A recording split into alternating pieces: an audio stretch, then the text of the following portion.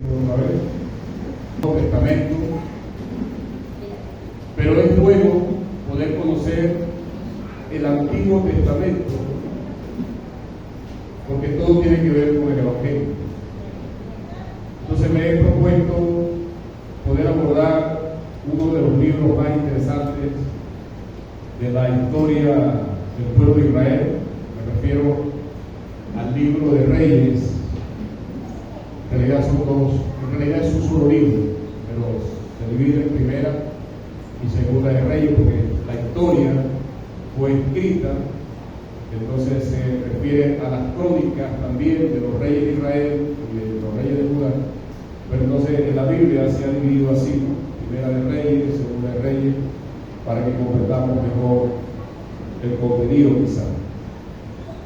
Y esta noche quiero abordar un tema, he puesto por título Jeroboam, un corazón de espalda a Dios. Usted se preguntará quién fue este rey. ¿Alguna idea de quién fue este rey? Bueno, este rey, para conocer algo de él, tenemos que ir a la historia, y me refiero a la historia del momento cuando Israel sufre la crisis de la división. Y cuando miramos la historia de los reyes, podemos mirar una línea que viene desde Saúl, primer rey, y nos encontramos con Saúl, con esta experiencia de que fue un rey malo y también tenía un corazón malo. Pero después de Saúl, ¿quién vino? David. Y David es para algunos un rey bueno que también tenía un corazón bueno. Luego viene su hijo Salomón, a quien muchos han dicho este era un rey bueno, pero a diferencia de David tenía un corazón malo. Y allí es donde quiero ubicarme, porque el reino se divide de las manos de el hijo de Salomón. Recuerden que Dios le dijo a Salomón: no te voy a quitar el reino, no lo voy a dividir de tus manos, pero lo voy a dividir de las manos de tu hijo. ¿Alguien recuerda cuál era el nombre de ese rey? Roboam. No es que robó algo, ¿no? Pero pareciera que el nombre no es muy bonito. Roboam. Y por eso hay una relación, si se quiere, en los términos, ¿no?, de los nombres, Roboam y Jeroboam.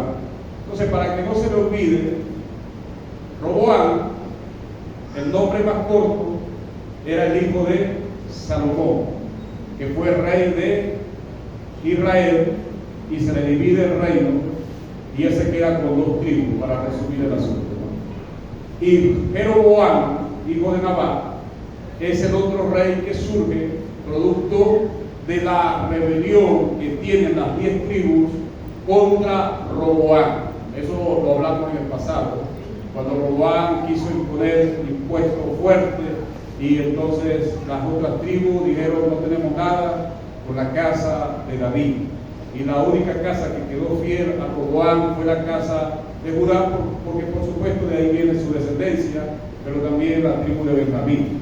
Entonces tenemos una idea del momento, y para ubicarlo en la palabra del Señor, quiero invitarles a buscar, por favor, Primera de Reyes, capítulo 11. Y esto tiene que ver con el momento en que Dios, por medio de un profeta, le hace conocer a Jeroboam lo que iba a pasar con él. Primera de Reyes, capítulo 11. Estas son las palabras del Señor a partir del verso 36 por medio de un profeta. Le dice: pero quitaré el reino de la mano de su hijo y lo daré a ti. Las 10 tribus iban para él, ¿verdad? Y a su hijo, hablando de Roboam, daré un antiguo para que mi siervo David tenga lámpara todos los días delante de mí en Jerusalén, ciudad que yo me elegí para poner ella en mi gloria. Yo pues te tomaré a ti, está diciéndole Dios a Jeroboam, y tú reinarás en todas las cosas que deseare tu alma, y serás rey sobre Israel. Y si prestares oído, aquí hay una serie de cosas muy importantes, verso 38. Y si prestares oído a todas las cosas que te mandare y anduvieres en mis caminos, e hicieres lo recto delante de mis ojos, guardando mis estatutos y mis mandamientos, como hizo David mi siervo, ¿qué le promete el Señor? Yo estaré contigo. Pero no solamente estaré contigo, te edificaré casa firme, como la edifiqué a David, y yo te entregaré a Israel. Sobre esa profecía, Jeroboam se levanta como rey sobre las 10 tribus del norte. Entonces tenemos dos reinos en el momento de la historia de Israel, cuando viene la división: el reino del sur, Judá y Benjamín, y el reino del norte, todo el resto de las otras tribus. Dos reyes al momento, Roboam en el sur y Jeroboam en el norte. Jeroboam significa el pueblo contiende o el que aboga por la causa del pueblo. Como ya dije, Jeroboam es hijo de Nabat y era uno de los superintendentes que tenía Salomón. Salomón tenía 12 superintendentes, de acuerdo a la tribu de Israel, que gobernaban, que le ayudaban. Y Jeroboam era un líder que estaba a cargo de la mano de obra que tenía que ver con la casa de José y todos los impuestos para construir las obras de la casa de José. Y cuando hablamos de la casa de José, no es la casa, es toda la tribu que tiene que ver con José, su descendencia. Así que tenemos a este personaje llamado Jeroboam allí, y vamos a mirar lo que sucede. Volvemos otra vez al pasaje que leímos, las cosas que Dios le promete. Le dice: primero, serás rey en Israel si prestas atención, es decir, si obedeces a lo que yo te mando. ¿Y cuál era esa obediencia que él tenía que mostrar? Bueno, tenía que andar con Dios, hacer lo recto, guardar sus estatutos, cumplir sus mandamientos, según observamos que Dios le habla allí en Primera de Reyes, capítulo 11, versículo 38. Ahora, si tú haces eso, Dios le promete dos cosas, o tres cosas. Estaré contigo. Qué diferencia, ¿no? Me hace recordar a Josué. Dios también le dice eso a Josué: esfuérzate y sé valiente, yo estaré contigo. Aquí se lo dice a este líder también. Le dice: si lo haces, yo estaré contigo, te edificaré casa firme, que significa prolongar tu reino, tus herederos gobernarán, y te entregaré a Israel. Pero ¿qué sucede después? Cumplió Jeroboam con lo que Dios le había dicho que hiciera y se iba a asegurar de que él gobernara y sus hijos quedaran al frente del reino. No. Aquí viene lo que se conoce como la apostasía de Jeroboam. Tenemos que leer otro pasaje para entender lo que sucedió con él. Primera de Reyes, capítulo 12, versículo 25 en adelante, dice: entonces reedificó Jeroboam a Siquem en Efraín, y habitó en ella, y saliendo de allí reedificó a Penuel. Y dijo Jeroboam en su corazón: ahora se volverá el reino a la casa de David.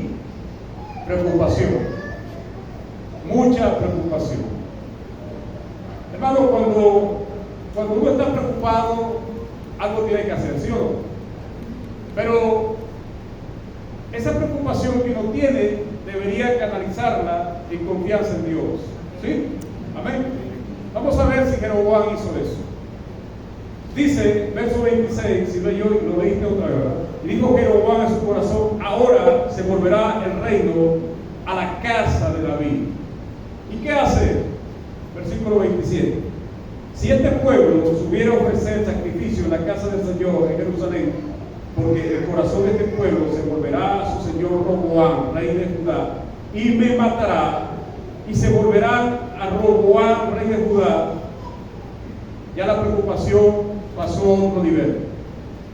Tengo que hacer algo. Debo hacer algo. Y verso 28, ¿qué hizo? Habiendo tenido consejo.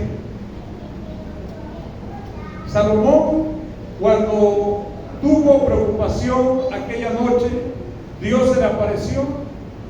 Dios le dijo, te voy a convertir en el rey más extraordinario que ha tenido mi pueblo, solamente confía en mí. Y eso se lo dice el Señor, porque Salomón no pide riqueza, sino pide confiar en Dios, y a Dios le parece bien y lo premia. David fue lo mismo. El hijo de Salomón tuvo la oportunidad también. ¿Y qué hizo él? Buscó consejo en los menos experimentados. Y ahora tenemos a este rey. ¿Y qué hace él? Habiendo tenido consejo. ¿Cuál fue el consejo que le dieron? ¿Qué observas en el verso 28? ¿Qué le aconsejaron a él? Bueno, hazte 2 becerros de oro. ¿Qué te recuerdan los becerros de oro? Cuando el pueblo de Israel salió de Egipto, Moisés subió a la montaña, 40 días, el hombre no aparece, los líderes se inquietaron, el pueblo se inquietó y le dijeron al hermano de Moisés, Aarón, haznos un Dios, porque de este Moisés nada sabemos. ¿Y qué hizo Aarón? Cayó en el fuego y levantaron un becerro de oro. Parece que esta gente todavía estaba en el pasado, todavía no se habían curado de la idolatría. ¿Y cuál es el consejo? Hazte 2 becerros y dile al pueblo, ya basta de subir a Jerusalén. ¿Por qué Jerusalén? Porque Jerusalén era el sitio de adoración del pueblo de Dios. Y él hace esos 2 becerros, lo pone uno, dice el verso 29, en la ciudad de Betel, y el otro en Dan. Él vivía prácticamente en Betel. El pueblo, ¿qué pasó con el pueblo? Verso 30, dice que esto fue causa de pecado porque el pueblo iba a adorar delante de uno de esos becerros que estaba en Dan. Él, en vez de guiar al pueblo de Dios hacia la adoración al Señor, estaba alejando al pueblo de Dios hacia la idolatría. Pero yo quiero que miren las cosas que este hombre hizo, rey de Israel, para que miremos luego lo que va a ocurrir. Vamos a enumerar. Ayúdenme. Primero, observa, hizo 2 becerros de oro. Consecuencia, el pueblo se volvió idólatra. Pero también, verso 31, hizo santuarios en los lugares altos. Si ustedes han leído la historia de reyes, siempre se habla de los lugares altos. Dice que vinieron reyes y derribaron la estatua, por decir algo, de Acera, de Baal, pero no quitaron los lugares altos. En las montañas, en los montes, se adoraban a Baal y a los dioses falsos. ¿Quién fue el promotor de esa iniciativa? Jeroboam. Él fue el que hizo esos santuarios en los lugares altos, versículo 31, y también, ¿qué otra cosa hizo? Constituyó sacerdotes dentro del pueblo, pero estos sacerdotes no eran de la línea levítica. Y aparte de eso, estableció competencia con la adoración del Señor en Jerusalén, verso 32. Entonces instituyó Jeroboam fiesta solemne en el mes en el cual el pueblo de Dios adoraba al Señor en Judá. ¿Qué te parece?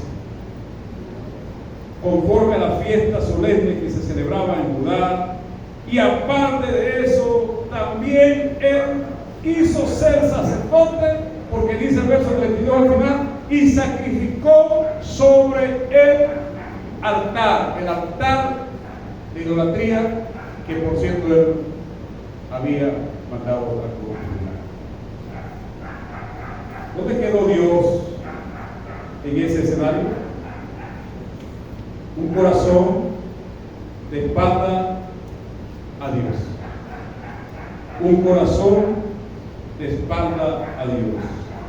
Qué tremendo que Dios le da una oportunidad de oro y la desperdicia.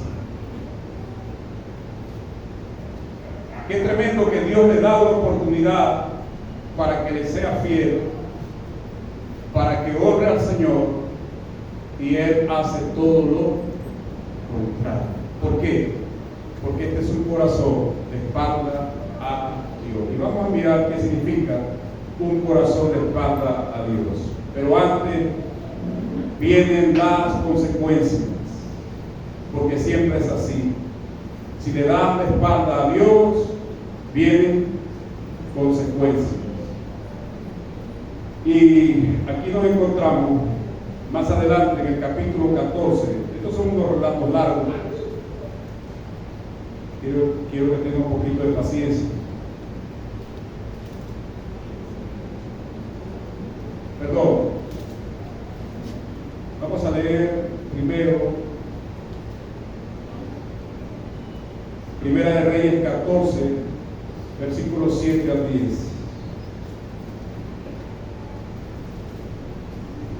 Esta es la palabra del Señor para Jeroboam. Ve y di a Jeroboam, mandó al profeta Ahías: así dice el Señor Dios de Israel, por cuanto yo te levanté de en medio del pueblo y te hice príncipe sobre mi pueblo Israel, y rompí el reino de la casa de David y te lo entregué a ti. Pudo haber buscado otro, pero se lo entregó a él. Y tú no has sido como David, mi siervo. ¿Cuál es la referencia para Dios de un rey fiel? David. No un rey perfecto. David cometió muchas cosas que no estuvieron bien delante de Dios, pero era un corazón noble, y ese es el tipo de corazón que le agrada a Dios. Un corazón que es capaz de recibir la reprensión y atiende el consejo de Dios. Pero mira cómo Dios le dice: rompí el reino de la casa de David, versículo 8 del capítulo 14, y te lo entregué a ti, y tú no has sido como David mi siervo, que guardó mi mandamiento y amó de mí con todo su corazón, haciendo solamente lo recto delante de mis ojos. Si no hiciste lo malo sobre todos los que han sido antes de ti. Interesante. Jeroboam se convierte en la referencia más adelante de todos los reyes malos de Israel. Pues fuiste y te hiciste dioses ajenos e imágenes de fundición para enojarme. Y aquí viene lo interesante. Y a mí me echaste tras tus espaldas un corazón de espalda a Dios. Consecuencia, verso 10. Por tanto, he aquí yo traigo mal sobre la casa de Jeroboam, y destruiré de Jeroboam todo varón, así el siervo como el libre, barreré la posteridad de la casa de Jeroboam como se barre el estiércol, hasta que sea acabado. Historia triste, ¿verdad?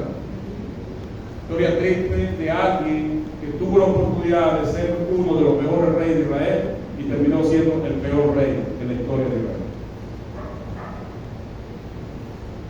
De hecho, como dije, se convirtió en referencia de todo mal para los futuros reyes de Israel. ¿Cuáles son las características de un corazón de espalda a Dios que necesitamos aprender para no cometer lo mismo, hacer lo mismo? Las características de un corazón de espalda a Dios tienen tres elementos. Es un corazón obstinado, es un corazón que confía en Él, autoconfianza, y es un corazón soberbio. Miremos lo siguiente. ¿Por qué ese empeño de Él de construir, de levantar altares, de buscar sacerdotes que eran ajenos a la línea levítica, de Él mismo ofrecer sacrificio? Porque había una obstinación en su corazón. Él quería ser el centro del enfoque y dejar a Dios a un lado, porque tuvo debilidad en la confianza en Dios, y eso es autoconfianza. Vuelve conmigo, por favor, al capítulo 12, versículo 26. Y dijo Jeroboam en su corazón. El término corazón en el hebreo se pronuncia lave o la B, y se refiere a esto. Presta atención. Se refiere a la mente, se refiere a la voluntad y se refiere al entendimiento. Y tres cosas suceden en un corazón que tiene autoconfianza, que pierde la confianza en Dios para decir: voy a confiar en mí más que en Dios, porque fue lo que le pasó a este rey. Tres cosas suceden en la autoconfianza. Primero, hay una inclinación de mi pensamiento. Luego ese pensamiento me lleva a una resolución, algo debo hacer. Y finalmente me lleva a una determinación, esto es lo que voy a hacer. Y es lo que pasó con él.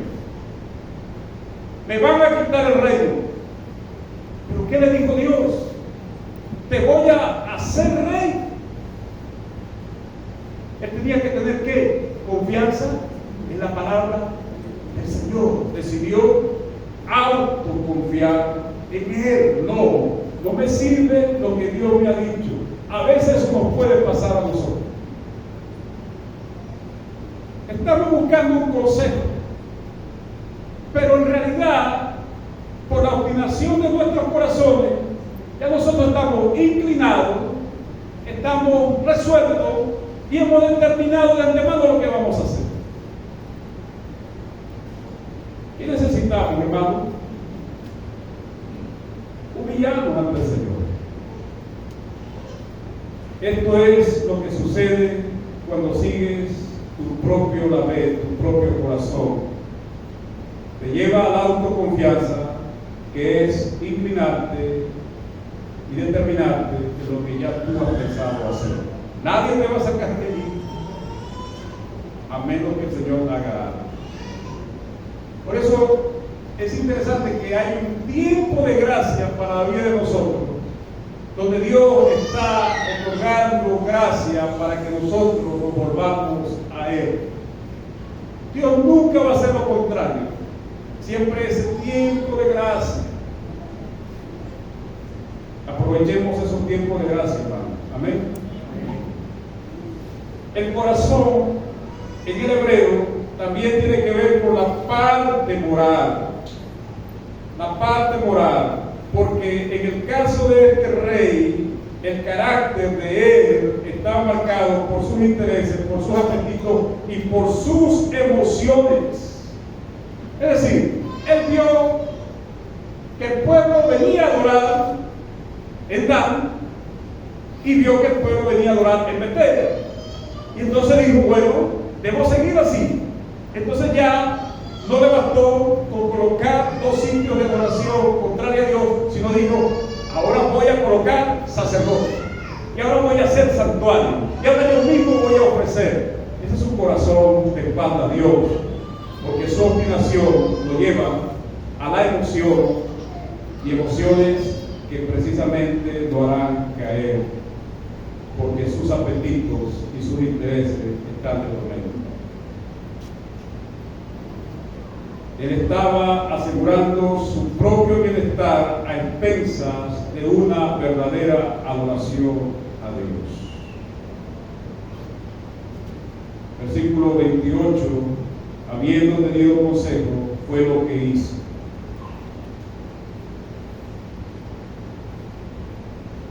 Y aquí volvemos al tema de siempre. Hermano, estás buscando un consejo. ¿Quiénes son tus consejeros? Versículo 28, habiendo tenido consejo. ¿Quiénes son tus consejeros? Si no cuidas tu corazón, vas a terminar en manos de malos consejeros. Le pasó a Jehová, le pasó a Jehová. Evita el peligro, hermano, de la obstinación, o evitemos el peligro de la obstinación, porque la obstinación nos hace ignorar el consejo de Dios y nos rodeamos de nuestros propios consejeros. Y finalmente, el antídoto para la soberbia, porque dije que un corazón de espalda a Dios tiene tres elementos, ¿verdad? Uno, ¿y me ayuda?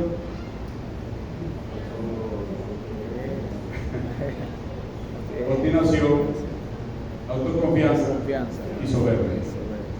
Obstinación, el corazón ha decidido hacer lo que debe hacer y nadie lo va a sacar de ahí. Autoconfianza, es decir, confío más en mí que en Dios. Y soberbia, que por cierto, la soberbia es hermana del orgullo. Y aquí observamos otra vez este rey. Vaya conmigo al capítulo 13, por favor.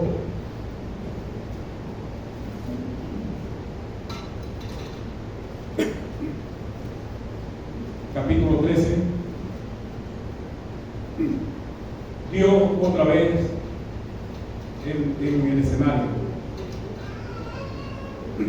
He aquí un varón de Dios, por palabra de Jehová, en el capítulo 13, vino de Judá,